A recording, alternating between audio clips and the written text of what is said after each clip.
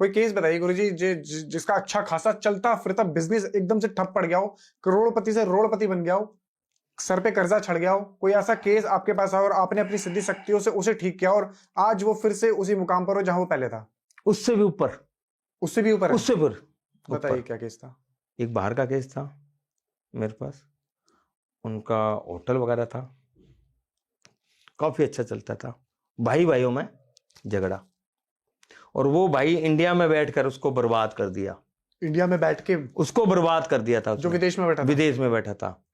और वो मेरे किसी क्लाइंट के द्वारा संपर्क में भी आया, क्योंकि मेरे क्लाइंट बॉम्बे में भी है, बॉम्बे से उसने संपर्क करा और मेरे से बात करी। तो उसका व्यापार इतना खत्म हो गया था कि जितने उसके वर्कर थे ना, सब उसको छोड़ छोड़ के जा रहे थे। उसको ये हालत पड़ गई थी कि उसका रेंट निकालना मुश्किल पड़ रहा था। इतनी हालत खराब? इतनी हालत, घर बार सब फिनिश करके आया था, वो वहां पहुंचा था, इतनी हालत हुई। और गुरुदेव की शक्ति ऐसी करी। और ये जो मैं आपसे कहा था ना, उल्लू, बहुत करामाती है, करने वाला होना चाहिए, करने वाला होना चाहिए। मैंने आपने उल्लू के बारे में पूछा, मैंने कहा था धनलक्ष्मी का भी मालिक है ये, कहा था। और आज वो व्यापार में इतना है, बढ़िया करके, बहुत बढ़िया करके। उनके भाई ने उनके ऊपर क्या क्रिया करा रखी थी? क्या गुप्त क्रिया थी? उनको गुप्त क्रिया करा रखी थी, उसको बर्बाद करना था। उसकी पंजाब की जो प्रॉपर्टी थी ना, उसकी सारी जब्त करनी थी। जट लोग थे, वो जब्त करनी थी कि वहां से बर्बाद हो जाए।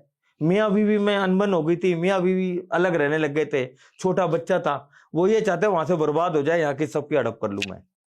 वही मैंने कहा था ना, आदमी आदमी से परेशान, जानवर जानवर से परेशान। सही बात है। तो आपको कितना समय लगा उसे ठीक करने में? समय गुरुदेव की दीक्षा थी और माता रानी का आशीर्वाद था, ज्यादा समय नहीं लिया, 3.25 महीने के अंदर, क्योंकि अवधि थी उसकी, सदी नहीं थी उस कार्य की।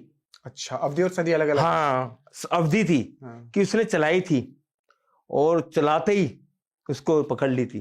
1.25 साल के अंदर वो बर्बाद ऐसा होने को आ गया, जैसे कहते हैं कि जब लोग तैरते हैं ना, डूबने वाले होते हैं, वो हाथ पैर मारते हैं कि नहीं मैं निकल जाऊंगा, वो नाक तक डूबने वाला था, समय से पहले उसने संभाल लिया। किस चीज का बिजनेस था वहां पे उनके भाई का? उसका बिजनेस रेस्टोरेंट था।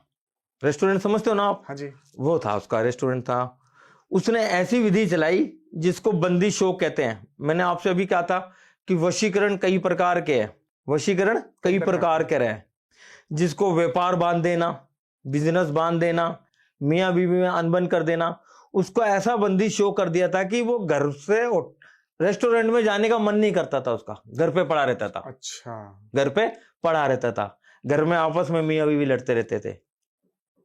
जो भाई को जानता था उसके बारे में सुनना पसंद नहीं करता था, जब उस पे वो विधि चली, वो सुनना पसंद नहीं करता था उसके बारे में। तो उनके ही कोई रिश्तेदार थे जो बॉम्बे रहते थे, उनके द्वारा उन्होंने मेरे से संपर्क कराया। जब मैंने विधि करी, जो उन्होंने मनमोहिनी आकर्षण विधि उन पे छोड़ रखी थी, तो मैंने मनमोहिनी इस उल्लू के द्वारा, मैंने कहा था आपको पुतला बना के एक जीव को ऐसा कर देते हैं कि वो बिल्कुल उसके ऊपर आकर्षित हो जाता है, जो वह कहता है वही करता है।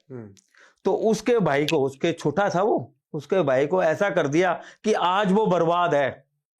आज बर्बाद है? आज बर्बाद है। पंजाब के अंदर जंडियाला पूछ लेना किसी को, मैं आपको नाम बता रहा हूँ। बर्बाद है आज वो। आप नाम बता रहे, बहुत से लोग नाम ही नहीं बताते।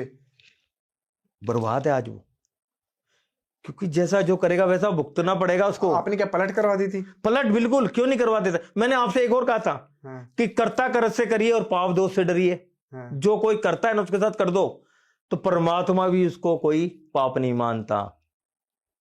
ओम नमः शिवाय। दुष्ट को मारना भी कोई पाप नहीं? पाप नहीं है।